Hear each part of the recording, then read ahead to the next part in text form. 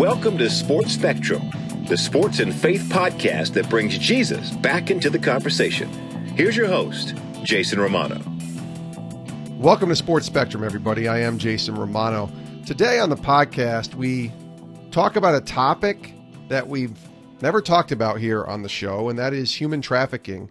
And our guest is Rebecca Bender, and she's the author of a new book called In Pursuit of Love, one woman's journey from trafficked to triumph. Rebecca Bender is a sex trafficking survivor, and her book, released January 28th, 2020, depicts her life in that human trafficking world. Nearly 6 years being trafficked, and Rebecca, she's went through a lot, and she tells a lot of that story here on our conversation on the podcast. And she's also been able to escape that world though too. And so she's an anti-trafficking professional and expert, and she answers a lot of questions that I had, and hopefully you will too, about the world of human trafficking, how prevalent it is. Why is a time like right now where the Super Bowl is getting ready to take place? Why is that a time where the awareness of human trafficking increases? So if we talk about that as well. She's got a powerful story, and she's really good. She's a good storyteller. I can't imagine going through anything that she's gone through. It really was an eye-opening and sobering conversation, but it was a very inspiring and encouraging conversation as well. Take a listen to Rebecca Bender. She's got a powerful story, and it's here for you right now on Sports Spectrum and the Sports Spectrum podcast. Rebecca Bender, welcome to Sports Spectrum. Thanks for having me. It's good to talk to you, Rebecca. Your story is, listen, it's as inspiring and brave as any that we'll ever tell on this show, certainly, and maybe any that I've ever read. Let's start, I guess, because we're trying to connect sports and faith and tell your story at the same time. And you and I were talking before we started recording about the sports connection, and there are a couple. I think the first is sports was a big part of your life growing up, right? Yeah, it was. Sports was what kept me engaged with different, community and people. I had grown up an average all-American kid from a small farm town. And when my parents divorced, there were definitely a couple years in my formative years where I felt, the divorce was really ugly divorce, and it left me feeling alone and unwanted and unimportant. But sports were the place that I got to be a part, and I got to be wanted and important and a part of something and feel like you have a sense of belonging. So yeah, I was a varsity athlete. I played, I did everything: track, softball, soccer, cheerleading, basketball, but my main one was soccer.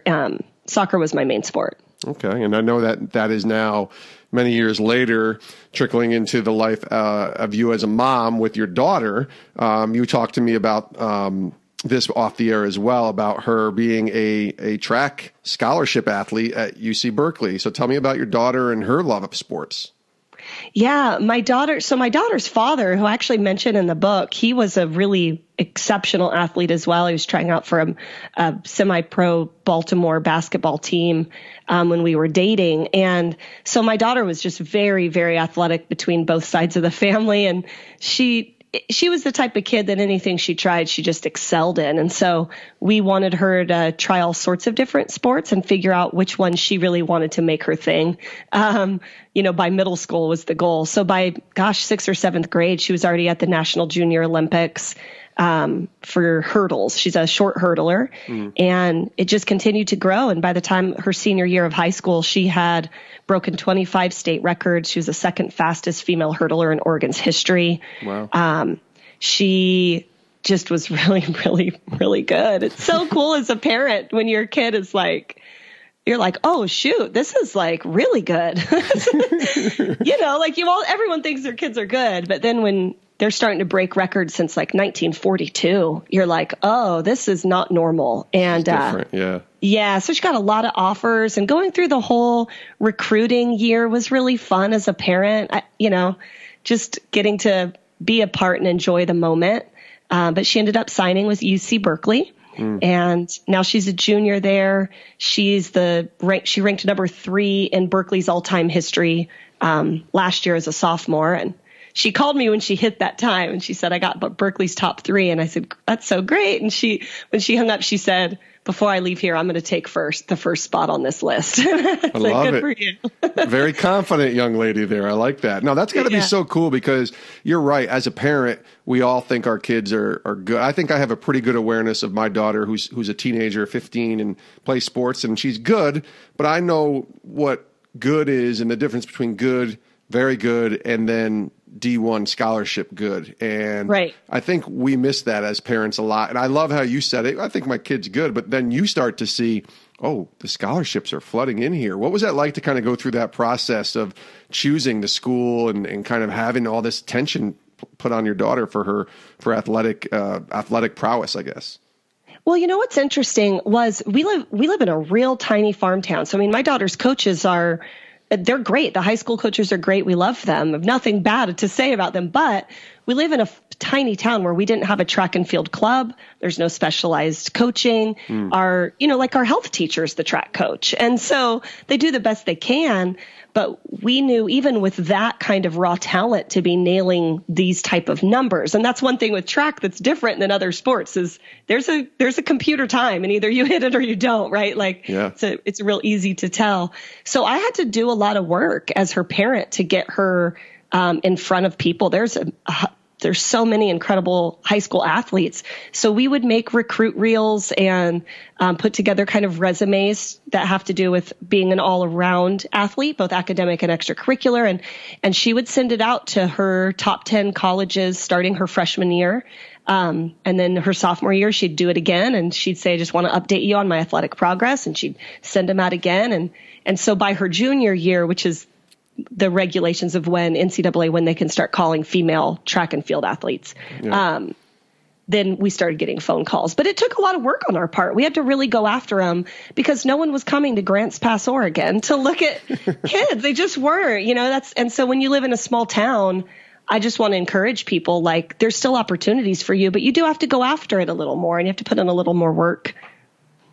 Rebecca Bender is our guest here on Sports Spectrum. Again, the book, her new book is called In Pursuit of Love, One Woman's Journey from Trafficked to Triumph, releasing January 28th, 2020. So let's get into that a little bit and tell us about your story, your journey. You talked about being an athlete as a kid yourself, but then things start to take a turn a little bit the wrong way for you, and that leads down a path of a lot of really just obstacles and difficulties, we'll call them, and I'll let you explain the details of all that. But talk about when that really started to take a turn and you started to kind of go the way that wasn't the way probably that a lot of us would want a person to go. Yeah. Well, I was never put in an at-risk youth category. I was the kid in school who was just fun and outgoing and a part of everything and friends with all the different groups. Like I said, I was real involved with sports, but I was also an honor roll kid. I was on prom court. I was harvest ball queen. I just was an active, gregarious, really outgoing girl. But I was also a party girl. I didn't really have any boundaries. My parents divorced and my mom was a single mom working a couple jobs to make ends meet. So I became a latchkey kid, as you might remember that term from the 80s, Yeah. I'd walk myself to and from school and to and from practice. I'd wake up at 5 a.m. on daily doubles and walk to practice at 5 a.m. on my own and make myself dinner. And so I think sports in school helped me to really feel a part. So I was the girl that would, be at the basketball game and a cheerleader for the varsity boys, and afterward be the first one to bring the pack of beer to the bonfire. Just a party girl, just involved with lots of stuff. And so even though no one put me in an at-risk youth category, I was never in foster care. I was never abused growing up. There were still some real deep wounds there of just trying to pursue love in all the wrong places. And I thought maybe that it was this group or this event or being a part of this, team that would fill that void of wanting to belong. And as teenagers, you're not even thinking about that, right? You're not thinking about what vulnerabilities have I exist that are causing me to make bad choices. You're just a teenager and you do stupid things. And that was me. And that I ended up getting to this relationship with my daughter's father, and I had a scholarship, or not a scholarship. I was accepted into Oregon State University and had my dorm room. And then I got pregnant and with my daughter that we were just talking about. And so I decided to unenroll from the university and keep my baby. And back then, I wasn't raised in a faith-based home. So that was a pretty big decision as a girl who's seen all her friends go off to college to decide to stay in my tiny farm town and go to community college and become a teen mom. And that was really scary. And praise God I did, because my daughter is an incredible young woman who's doing amazing things with her life. And she's really what kept me holding on when things took a really dark turn.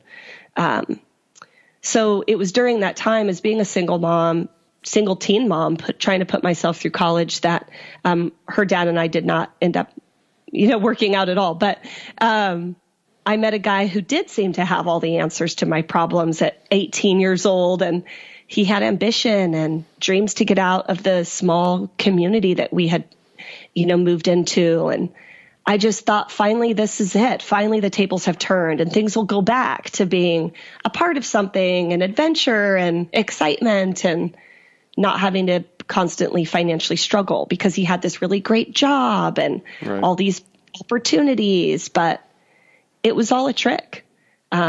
Again, as an 80s kid, I grew up being taught stranger danger. I was not shown what to look for when you're dating a con artist, when you're dating someone who is just luring you away from your family and friends to seclude you, to cut off networks, to isolate you, so that they can then in turn use things against you. And they ended up taking my daughter and using her as hostage to force me into a life of human trafficking in Las Vegas. Yeah, that's what a lot of this book is what's depicted in there, is that it's your journey from traffic to triumph. So can you kind of walk through, how does one get trafficked? And I'm probably going to ask very bland, basic questions here, Rebecca, but consider me dumb, I guess, right? And I'm hoping that a lot of our audience is I guess, more educated than myself, but I'm going to be speaking hopefully for people who may not know either. How does that come about? Like, how does one get caught? Because I'm picturing this, you mentioned the stranger danger thing, and I'm a child of the 80s too, and I think you picture like a girl walking down the street and a car stops and picks her up and she takes her in and she's trafficking her, and or kidnaps her, and then she uses, that type of thing. That isn't exactly, I think, how you ended up getting trafficked, but can you explain like how that even, took place for you?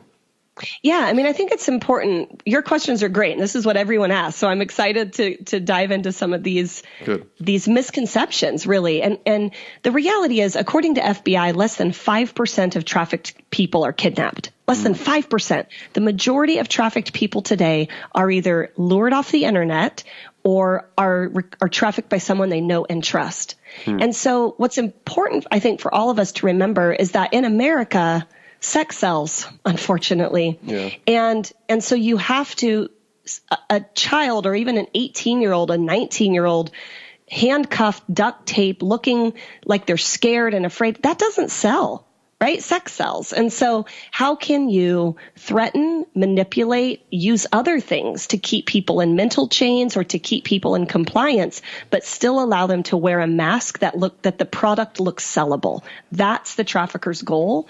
And so that's why I think we're seeing it very different than people expect from the movies or TV shows that they've seen. And what's important to remember is that as survivors, we grew up in the same culture as all of you. Like, I pictured trafficking that way too. And so when that wasn't my situation, I didn't even realize I was being trafficked.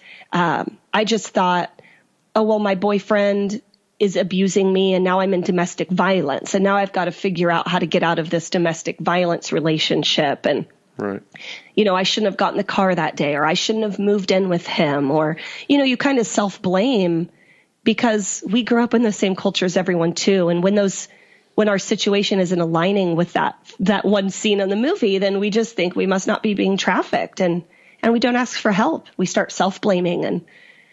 And so that's very much, I think, trafficking in a domestic first world country. It's very different. It's not what it appears on the movies. Yeah. What is that, I guess? Because I think a lot of people hear about, like I said, human trafficking, especially this time of year, the Super Bowl approaching in Miami, and you hear a lot more, and we'll talk about the Super Bowl in a second, about, the awareness, I guess, of human trafficking. But in a nutshell, what is it? Can you kind of just give us like a clear definition of what human trafficking is, and then maybe take it into your situation and your story of what happened?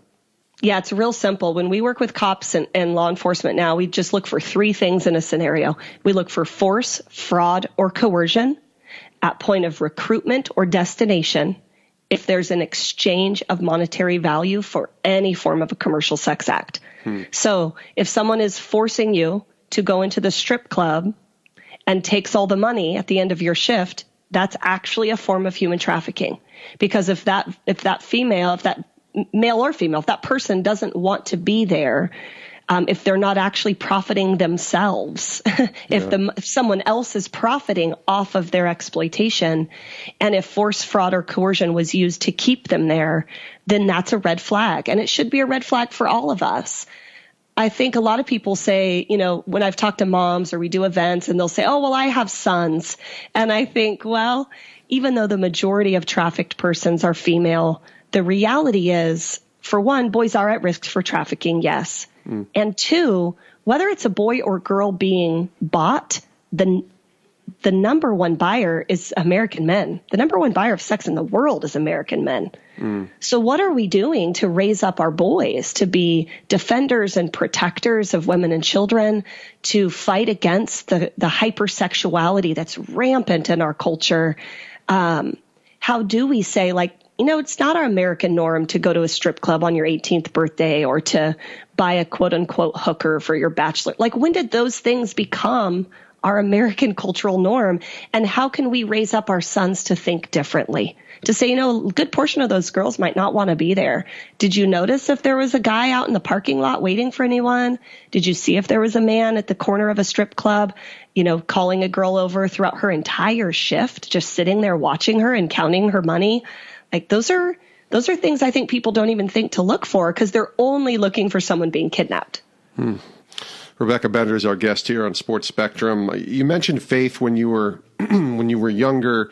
You didn't grow up in a faith-based home. Obviously, you are now, because that's what our podcast is about and our show is about with Sports Spectrum. But if I'm reading this correctly, and correct me if I'm wrong, you detail about your faith journey going all the way back to 2003 and some seeds that were planted. But you were, I believe, trafficked after or during this time of being introduced to Jesus. Is that accurate? Yeah, I got saved in 2002, sometime in December, right before Christmas, 2002, I went into a Christian rehab. Okay. My trafficker, I'd started using drugs to mask what was going on. And by 21, I'd become a full-blown addict. And my family had taken my daughter from me and told me that I needed to turn my life around. They just thought it was all the drugs. They didn't dig into the root of why I was using drugs. Yeah. And my trafficker was starting to monitor my drug use, and he was really mad at me for using up all his money, is what he would say. And so I went into rehab. Mainly, I thought I was just going to do 30 days, get clean, and get my baby back was what my goal was. But I went into a Christian rehab. It was the only place that had vacancy. And God radically delivered me from drug addiction at the altar. And I didn't even know that there was a God like this that existed. I grew up, my grandma would take me to church once in a while, and I'd stay the night at grandma's. And so I had visited Awana's. I'd gone to vacation Bible school. But I was always the girl with the divorced parents. And so people all in church always looked at me like, oh, don't let my kids catch it. It's kind of the look and feel. Yeah. I'm sure that's not accurate. But as a child, that's how it felt. People looking like, oh, you're the one grandma's praying for, and you're like, thank you. Yeah. Well. So, I got radically saved and met God and got filled with the Holy. It was just unbelievable. You don't even know that miracles like that exist. And then because I was so brainwashed, there's, Stockholm syndrome and capture bonding and trauma bonding. Those are actual real medical diagnoses. Those aren't just words that people make up or victims make up. It actually takes quite a bit to get a medical diagnosis into what's called a DSM-5, right? To get psychologists to agree that there's a thing called Stockholm syndrome. It's very real. And we see brainwashing with radical religious groups, with cults. We see forms of brainwashing with gang mentality. And trafficking's no different. It's exactly the same. there's actually research that's proven that domestic human trafficking fits all 15 indicators of cult behavior. And so I went to rehab for drugs, and I didn't even realize that there was part of me that had this cult-like brainwashing. And so as soon as my trafficker got back in touch with me, I describe it in the book, but it really just felt like, Jasmine on Aladdin, where it's like, hello, how are you today, master? It just was bizarre. Yeah. And I just turned and went right back to him clean and sober, thinking now the prostitution will stop. Now the beatings will stop, because now I'm clean. He had me convinced that that was the only reason that he was, that he was forcing me to do those things was because of my problems with drugs. So I thought if we get rid of drugs, then it'll all go back to being this happy family where I was hopeful and happy for the first time in a long time when I was 18. And I wanted to get back to that. It's interesting. I have a couple of thoughts or questions on that. So when you're stuck in this, are you recognizing who Christ is? Are you wanting to, are you reading your Bible? Are you praying? Are you drawing into a relationship with him? Or is that not possible based upon the circumstance that you were in? That's the first question I have. I did when I was in rehab. Absolutely. When I was in the women's home, I was in Bible study twice a day. I read my Bible constantly. I was taking 12-step classes and, faith-based 12-step classes and Rick Warren's Purpose-Driven Life class. We did a lot. And, I was at church 3 times a week, Wednesday, twice on Sundays. Like you're just inundated with the word. And I felt like I had heard the voice of God for the first time. And so I would, I got saved in a real Pentecostal church. So that's probably a lot of my faith tradition comes from, that's just the first place that I met Jesus. And so when I went back to a life of trafficking, I definitely was not able to go to church. I was not able to have my Bible. And I can remember this time that I would pray every time, like I knew a beating was coming, and it got so bad. My face has been broken in 5 places. I was hospitalized for dehydration and overexhaustion. I was given sometimes an hour to sleep in the closet. I was branded twice. So 2 men tattooed their name on my back like a piece of cattle. It got horrible and hopeless. And I can remember when driving home, when I knew a beating was coming because there was threats on the phone, I can remember praying and kind of feeling like Jesus was next to me in my passenger seat. And I can remember saying, like, I just bind the spirit of rage in the name of Jesus. I loosen a spirit of peace over him in the name of Jesus. I would just start interceding on my own behalf, which is kind of shocking for people to think about. Yeah, it really is. What you just shared is really eye-opening in terms of what you were going through. I think the second part of my question that I was going to ask was being stuck in it, I guess. It's because a lot of people listening might be thinking, well, why didn't you just leave? Especially when you got out of rehab, right? So what keeps you, I guess, caught up in this, in the inability to be able to escape when eventually you do, and I want to get to that in a second, but what's keeping you in it for so long? Because you were in there total 6 years, right, being trafficked? Yeah, nearly 6. Yeah, under. So what's keeping you in that? Well, I think everyone asks that, especially guys, especially cops. I work with cops constantly now, and everyone's like, why don't you just run, grab a grenade, bomb the Bellagio, jump out the window, run for freedom, you know? And you're like, okay, well, real life isn't totally like that, for one. Exactly. The answer is I did run. That's why I'm standing here. But why didn't I run sooner? I think it's important for people to know that I did have multiple attempted escapes, multiple. I realized that you can't buy a plane ticket with cash post 9/11 because I got all the way to the airport and they wouldn't let me buy a ticket. And your trafficker doesn't leave you a debit card. You learn where to hide money next time. I learned where to roll up a pair of jeans and stuff it away for next time. 'Cause it's embarrassing to run in high heels and a mini skirt and, people looking at you. And then, so there's all of that, like I did, and I had multiple attempts. Sure. But there's this other part of the mental psychology and neurology of our brain and trauma I've learned so much about just in the work that I've done. But I think people that say that, they're saying that from a very healthy adult brain. And so that's a very valid response. You have to remember that the person that's in the middle of it, they do not have a healthy adult brain.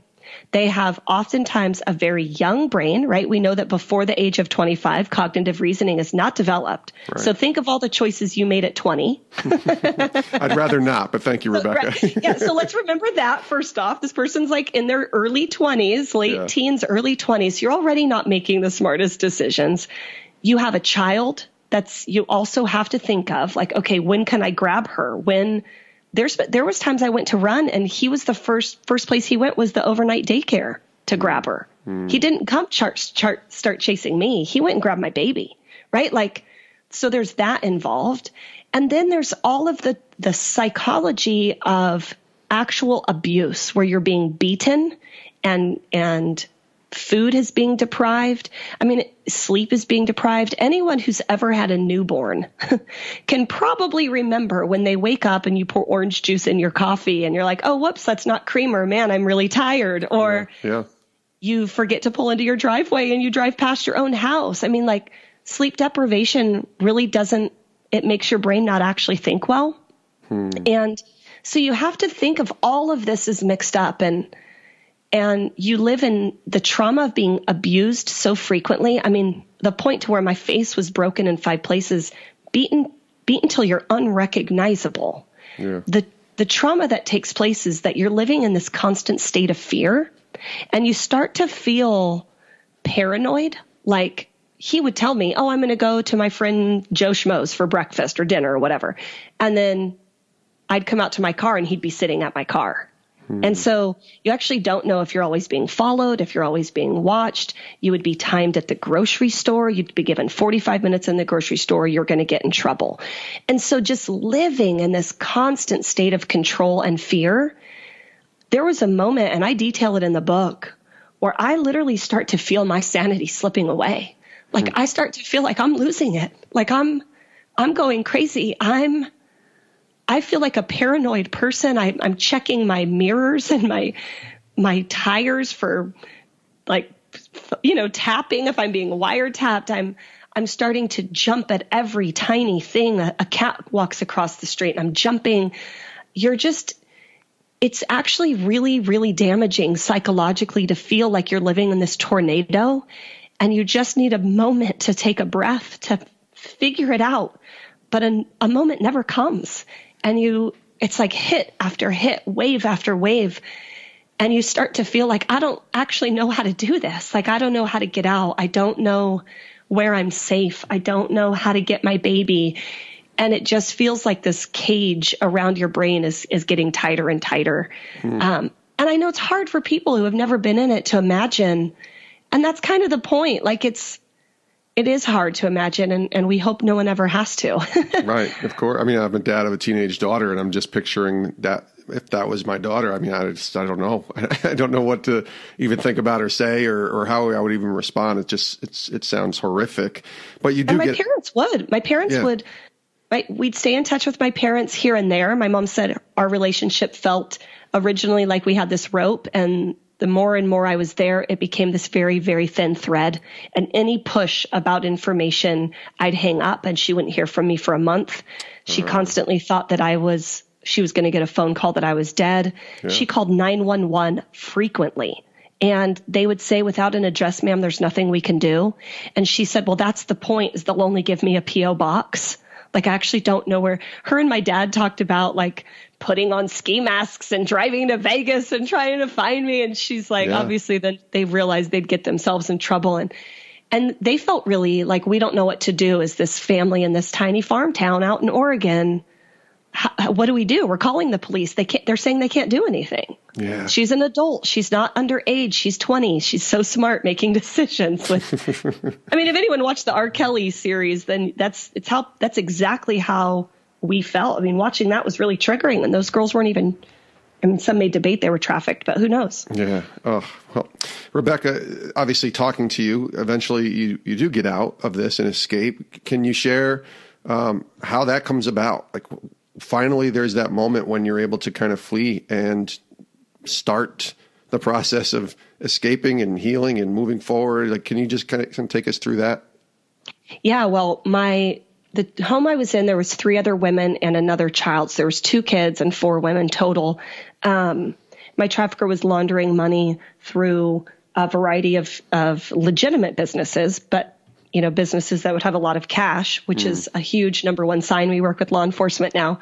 And the little boy that was in the home, he played football for the local high school, and his dad got him in trouble. And I talk about this in the book, so I won't go into too much detail, but he got his son, he hurt his son, and the little boy came out of his room and he had a big black eye and a lot of damage on one side of his face. And I said, "What are you going to tell the school?" And he said, "Football practice." And so I say that on this podcast specifically because I think it's important to point out, trafficking victims, 90% of the women we've served have at least one child. And so these kids aren't always necessarily being trafficked. They're definitely at risk for trafficking, but these kids are in classes with possibly yours. Yeah. They're playing on your sports team, possibly the child of the trafficked family. We had 2 kids. Both my kids played, that little boy and my daughter, they both were in public school. They both played sports, and no one ever noticed. No one knew what to look for. And so I think it's just important to remember that we could be standing next to you in the grocery store line. We could be the mom on your sports team. We could be in that school play with you.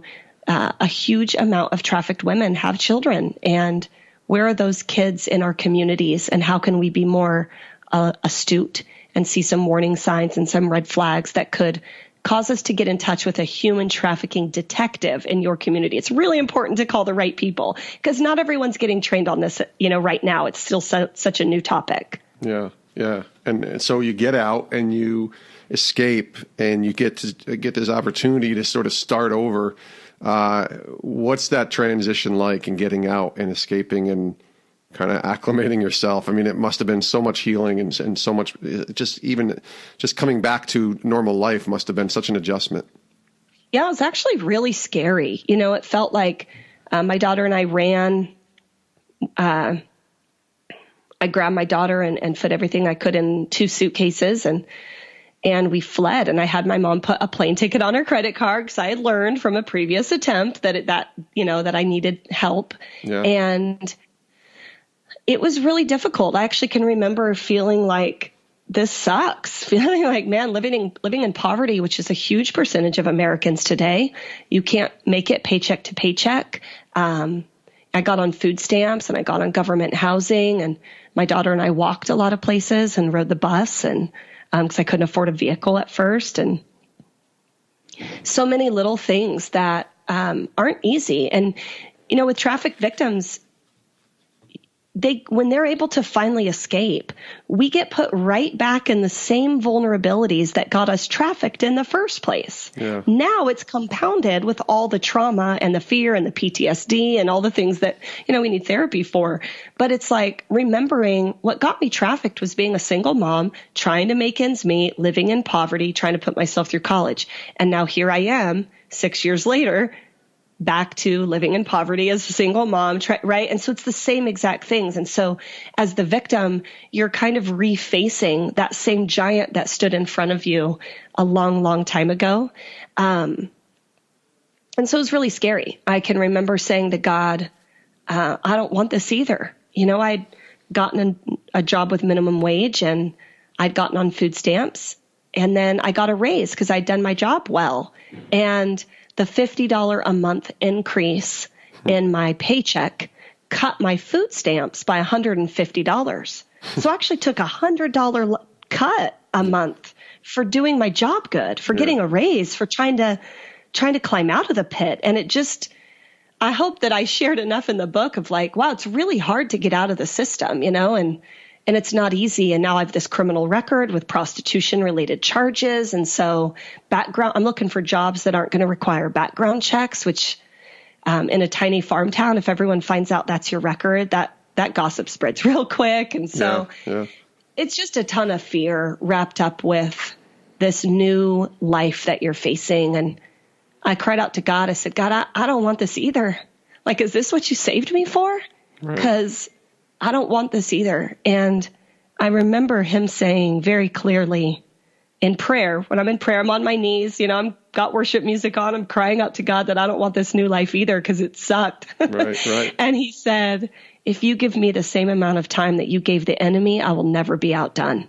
And I just thought, okay, well then that makes sense. So I'm going to give you 6 years. And if things aren't better, I'm out. Yeah. Interesting. 6 years. Interesting number.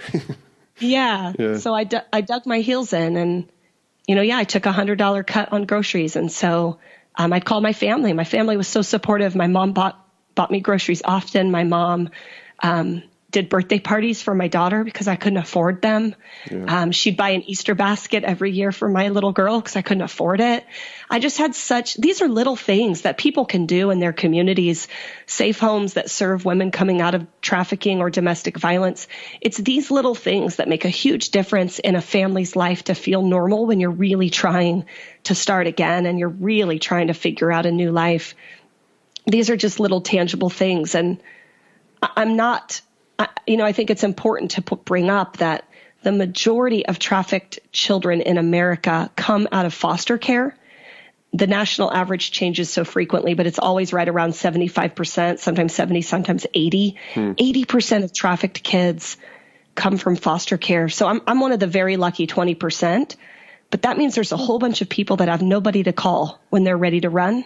They have no mom to put a plane ticket on a credit card. They have no family that's going to buy them groceries when they can't afford it.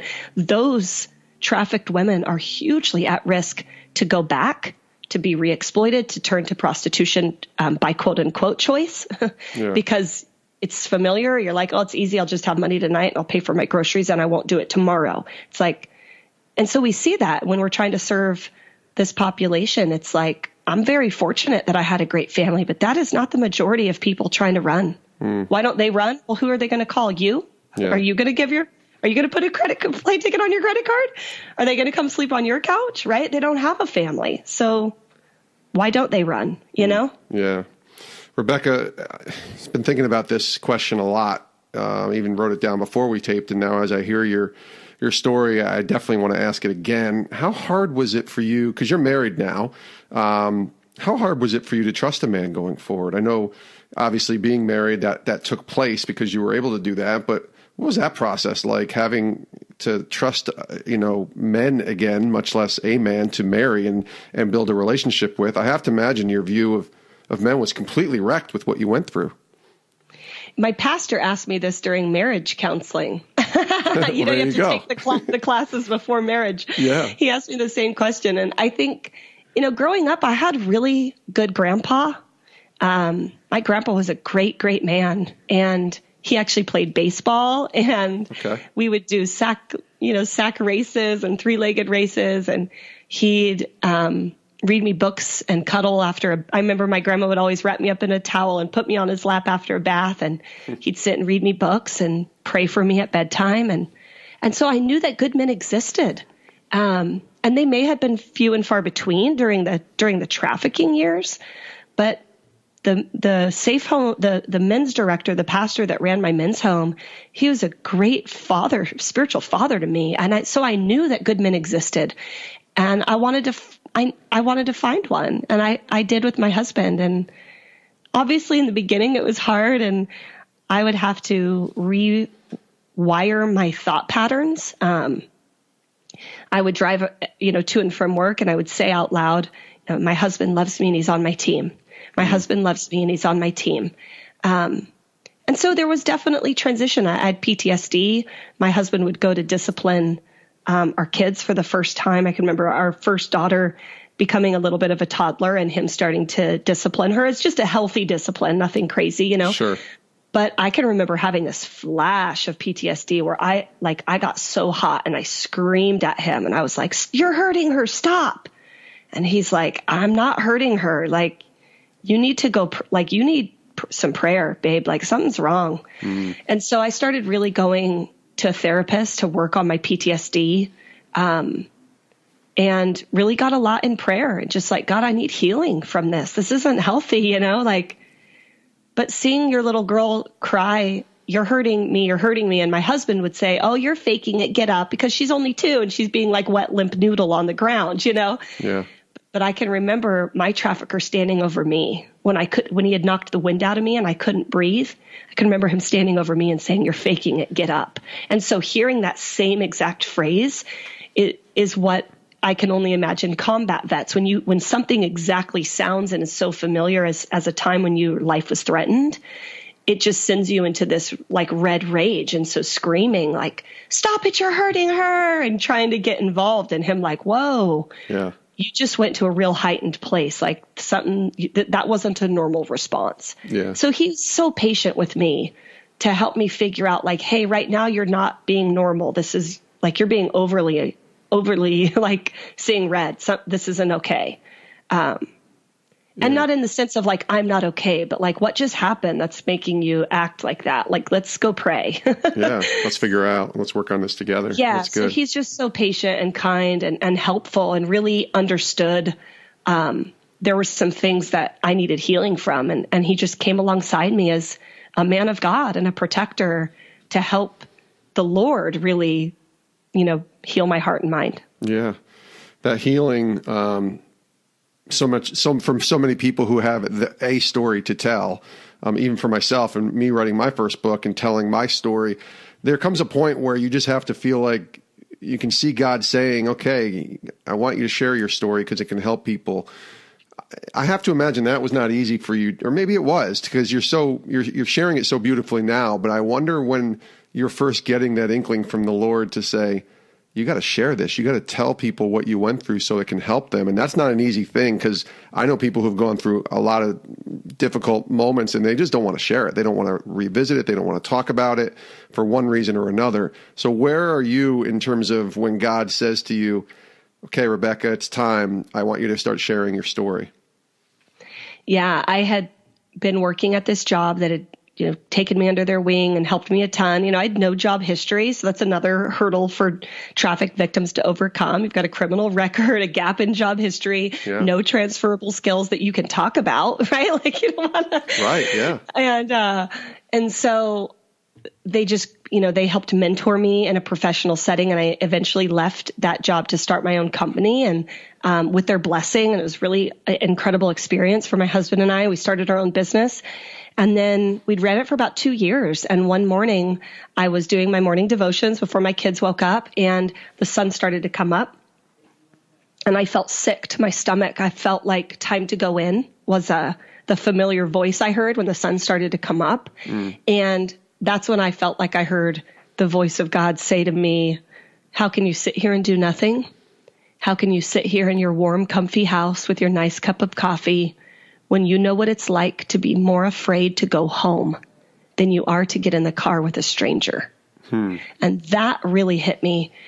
I thought about home, like the place that you're supposed to feel the most safe, in your home. You can lock the door, you can take off your shoes, you can kick up your feet, you can let your hair down, right? Like we all feel our most comfortable probably at home. Sure. And for that to be the place that you're the most afraid of, that you have no safe place to go, how can I be quiet any longer? How can I say nothing when I know what it's like out there? And I wanted people to know that trafficking was happening in every community across America. It was happening at every March Madness event, every Super Bowl, every Mayweather-Pacquiao fight, every real estate convention, every consumer electronics show. Like, traffickers follow men. That's what they do all day. And if I knew that I was sitting at home and all day watching my trafficker Google what conferences you guys were going to, if I knew that, how could I sit quietly? Yeah. Like you're just as much the target as I am. They're following you. They're figuring out your demographic, what you're interested in, what conferences you're attending in that city, what's happening in Dallas right now, what's happening in Miami, what's happening in DC. They're following it, and they're loading up their girls, and they're driving them to you. They're putting them online for sale, and they're putting them in sex sales attire, and they're walking them around the parking lots waiting for you. Like, this is evil at its core, and they're teaching it's evil for everyone, right? Like our young men don't grow up wanting to buy or sell human beings either. The same vulnerabilities that get young women exploited are the same vulnerabilities that are causing our young men to buy and sell people. And so I think we don't fight against flesh and blood. We fight against the principality and the spiritual darkness. Yeah. And so that for me is where I felt God really starting to say, I know all these tiny details that very few people know, right? Like cops don't always know that. Yeah. You can't read a book or take a class on it. I know what he was looking at on the computer that day. I was there, and I wanted to get it out there. I wanted to sound the alarm because we have an enemy that we need to face, and it's not each other. Yeah. Well, I'm so glad that you told your story. The book is called In Pursuit of Love, One Woman's Journey from Traffic to Triumph. Rebecca Bender is our guest here. A couple more questions with Rebecca on Sports Spectrum. So my first book is actually on forgiveness. It's called Live to Forgive. And I've done a lot of research, and even living my own life of forgiving my alcoholic father was what I wrote my story about. So I'm asking this more personally maybe than other people are wondering, but I have to imagine you've learned so much about forgiveness, because if you are a Christian, which you are, Rebecca, God calls us to forgive every single time somebody hurts us. And then there's outsiders, and maybe even Christians too, that are thinking, well, there's no way that she could forgive the people who did the stuff that they did to her through her human trafficking experience. There's no way that you could ever forgive. Can you walk us through, A, if you have been able to forgive, and B, what that process was like for you? Yes, absolutely. I definitely remember the moment that I really felt true forgiveness for my trafficker. It was when a song, and I detail this a little bit in the book, but like a song comes on the radio, and it was an old gospel song. And I remember turning up the station and thinking, oh, this is my jam. Like, I love this song. Yeah. And I'm driving, singing along with this really old school gospel song. And I thought, where do I know this from? Like, how do I know this really old school song? And it hit me that my trafficker used to play it in the home. And I went, no. And I heard the voice of God again say to me, he is my son and I love him. I'm not proud of the choices he made, but he is my son and I love him, and I died for him. And I just had this moment of, I couldn't imagine what he went through as a little boy. And I thought of the little boy in my home, the trafficked home. And I thought of this little boy, his mom was gone, and he was raised by 4 women that were not his mom, watching his dad exploit all 4 of them. His dad physically abuse him horrifically. Today, that 25, 27-year-old little boy's a trafficker. I look up his social media, and he's trafficking today. Yeah. And I think, well, what else did we expect him to become? I remember that 9, 10, 11, 12-year-old little boy. And so my heart broke for the young men. My heart broke for, like, we don't war against flesh and blood. This is a fight that I want to stand up to protect people like him. And I know that sounds probably really weird for some people, but I just think, we all have a story to tell, and traffickers have a story to tell too, unfortunately. And if they're repentant and they want to change and they want to turn their life around, redemption is available for everyone. Yes. And if they don't, and vengeance is the Lord's, then that's okay too, right? And so that's where I came in my heart, which is like, well, whether they want to change and find redemption, that's awesome. And if they don't, and God's going to take care of it, then it's no longer my place. All I can do is fight the spiritual battle that's put in front of me. That's beautifully said.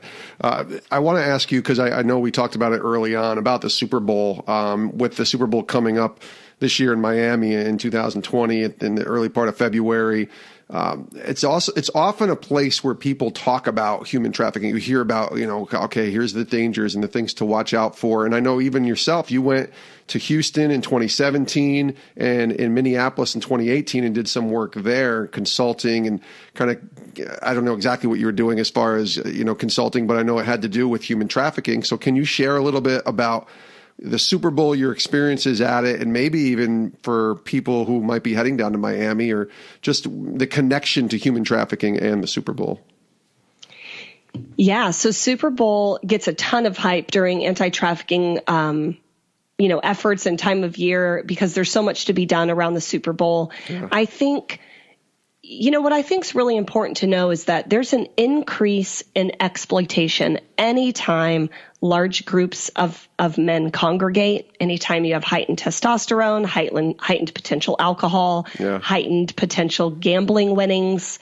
That's what traffickers are looking for. And so where do you find that? Where do you find large groups of men, alcohol, extra money, exposable income? Sure. Well, probably Super Bowl is a good one. Yeah, that's one place. As well as some of the other places that, I just mentioned, like March Madness. But there's not a ton of research around anything other than Super Bowl. And so I think sometimes, you get both sides of this coin where it's like big game, big myth. This isn't as big as people make it seem. Well, that could be true in the sense that there's actually no research that's being done around March Madness, or there's no research that's being done around boxing matches in Atlantic City, right? There's just not. And so there's not a ton of research to compare it to.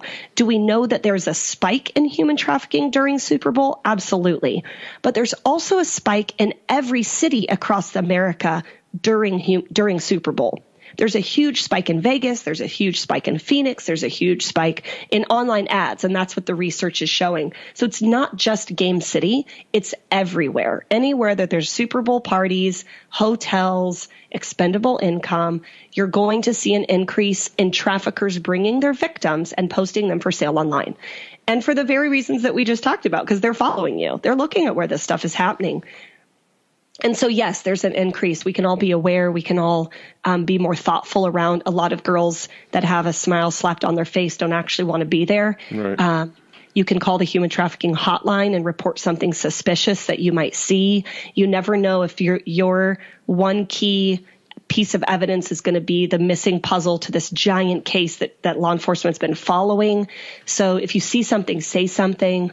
Law enforcement began investigating our trafficker because of a tip from a neighbor. Really, that's how it all started for us, was someone saw something and they said something. And so you can call the human trafficking hotline. It's important. If you think you're going to remember it, you still might not. There's so much adrenaline when you're nervous about, like, oh my gosh, I am seeing a guy in a parking lot bringing girls in and out of a hotel room. I didn't realize that before.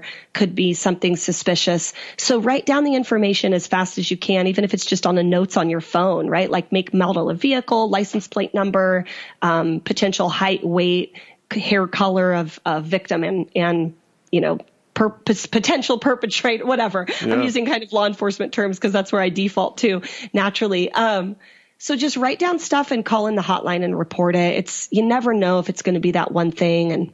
And that's really what helped all of our victims eventually be able to escape, was because of an investigation that put my trafficker in jail for tax evasion, and that allowed enough separation for us all to run. Do you have the hotline number handy that we can just mention it here? It's 1-888-3737-888. It's easy to remember. 1-888-3737-888.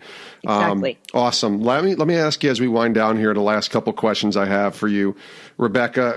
So how prominent is this? I think we haven't really talked about, it's clearly prominent and you see spikes, and even some of the work that we've done with other places, we realize it's very prominent across the world.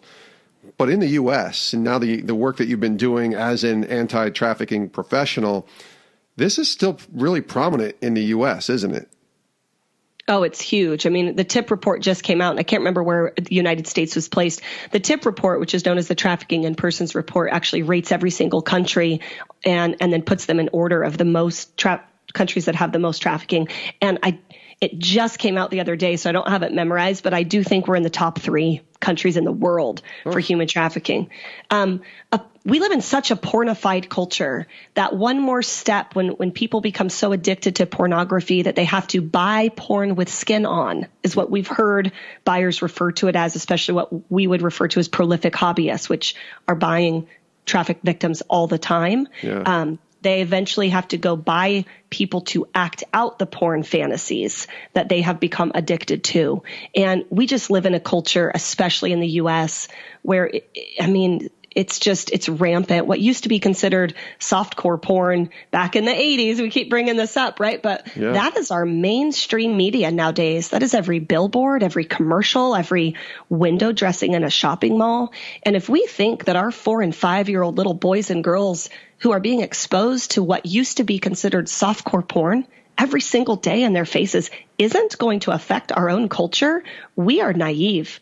And so we have to figure out how to fight this hypersexuality that's causing this kind of addiction to raise up the demand that's then having traffickers take advantage of this way to make money. I mean, bad guys always look for ways to make money. And if this is an avenue to make money, corruption is going to follow. That's with anything. It's pharmaceutical drugs are great. Will corruption be there? Absolutely. Right. And so it's the same thing here. It's crazy that it's that prominent. And I think that's why I felt compelled to really do this interview, not just to tell your story, which is an incredible one, but I think to get the awareness out there for people that do listen to this podcast. And we have a lot of people that do, just to know how prominent it is. So thank you for sharing all of that. As we wind down, the last question we ask you, I'm really fascinated to see where you're going to go with this one, is a question we ask all of our guests on Sports Spectrum. And it's simply, what are you learning from God today? What's he teaching you right now? After all that you've been through, and man, I can't imagine all the different lessons that you've learned, Rebecca, but what is he teaching you right now in the season of life that he has you in? It's so good. One thing I just want to say real quick about the pornified culture, because I want to make sure to get this out there to anybody who's listening that struggles with porn addiction. Please. Shame never leads to repentance. And so I don't want anyone to ever feel shameful. I truly, truly believe we are fighting against a principality, and not like you are not your addiction. You are more than that. God has more for you than that, and get help. Seek out, people that you know and trust, communities and groups in your area, to get some help. So I just really want to make sure people know I'm not shaming anyone with an addiction. I've had an addiction, so I totally get it. Sure. But you don't have to stay there. You can fight it and you can get help, and God can deliver you and bring redemption even through a slow process, all the things. So I just wanted to throw that out there. No, that's good encouragement. That's great encouragement. So what are you learning from the Lord? What's he teaching you? God is teaching me really that I'm more than my story. I've really taken on an identity of being kind of a survivor leader in the fight against human trafficking. And I'm grateful for the work we do. We've done incredible work in the last 6 years. We've trained over 100,000 law enforcement officers. I sit on boards that are, advising Congress on laws, and we've assisted over 640 survivors have gone through our program. So I'm really, really proud of the work we've done. But this year I graduated seminary with my master's in biblical studies. And that's awesome. Thanks. Yeah. I just love the Word of God. I love writing Bible studies for people to overcome and walk into their promises and their future. I love the women's conferences and the preaching opportunities that have been opening up for me. I just feel so refreshed when I get to bring a message of fierce faith, or just all the different things that God puts on my heart as a Bible teacher. And so this season, I'm really learning to trust him in the next 6, and to be okay letting go of an identity of just the trafficking girl, and to say, no, I'm actually more than my story. I'm more than one bad thing that happened to me 15 years ago.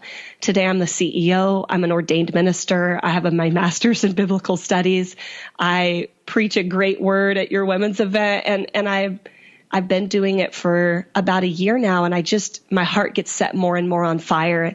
And so it's been an interesting heart transition of just moving into new arenas that I've never been in, and letting go of things that I have really used as my own identity. And we'll see what God does. But I feel like I'm in this butterfly cocoon moment of what's the next 6 years going to hold? If he's done that much with this, I can't wait to see what's to come. Yeah, that's a sweet place to be when you know that God's got it, and you're just kind of fully putting your trust in him, and he's going to take you to pretty cool places, which he's already doing for you. Rebecca Bender, first of all, the book, again, is called In Pursuit of Love, One Woman's Journey from Traffic to Triumph. The website, RebeccaBender.org, is the place to go. You mentioned your initiative that you work through. It's called Rebecca Bender Initiative RBI. That was founded in 2014. And you also host a podcast, right? Just like I do. It's called the Hood to Holy. Is that right? Yeah, Hood to Holy, people's stories of transformation. I love it. So please go check that out as well. National speaker. You can get all the information at RebeccaBender.org. This has been great. Thank you so much, Rebecca, for coming on Sports Spectrum. Really appreciate the time. Thank you so much. That was Rebecca Bender. We're really thankful to Rebecca for coming on Sports Spectrum. Her new book is called In Pursuit of Love, One Woman's Journey from Trafficked to Triumphant. It's a true story. It's a powerful story.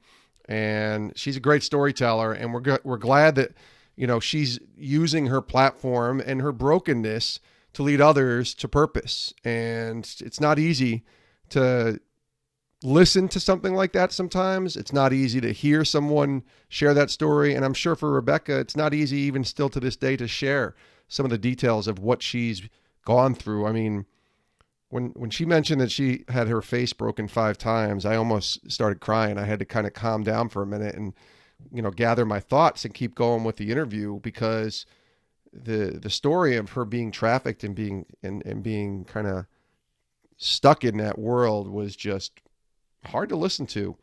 But there was hope on the other end, and I loved how transparent and vulnerable she was in sharing this and honest through what she has gone through. So thankful to her. Hope you guys enjoyed the interview. If there was anything about this interview that made you uncomfortable, I understand. We'll just say that. But feel free to email me directly, jason@sportspectrum.com.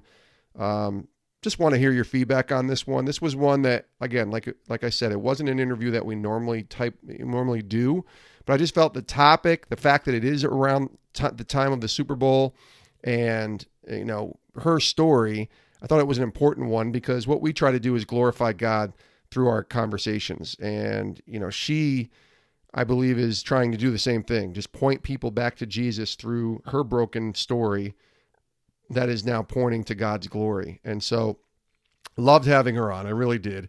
She's got a lot of things going on. Just check out her website, RebeccaBender.org. You can give her a follow over on Instagram as well. I am Rebecca Bender. You'll see her there. And just appreciate her for being willing to come on and share her story here on Sports Spectrum. We also appreciate you for listening. And as always, we want to just steer you towards our website, sportspectrum.com, where you can listen to this podcast, learn more about Rebecca. You can read our daily devotionals that come out every morning at 6 a.m. You can also see stories all day long on the intersection of sports and faith, sportspectrum.com. Thanks so much for listening. We'll see you next time right here on Sports Spectrum. I hope you all have a great rest of your day.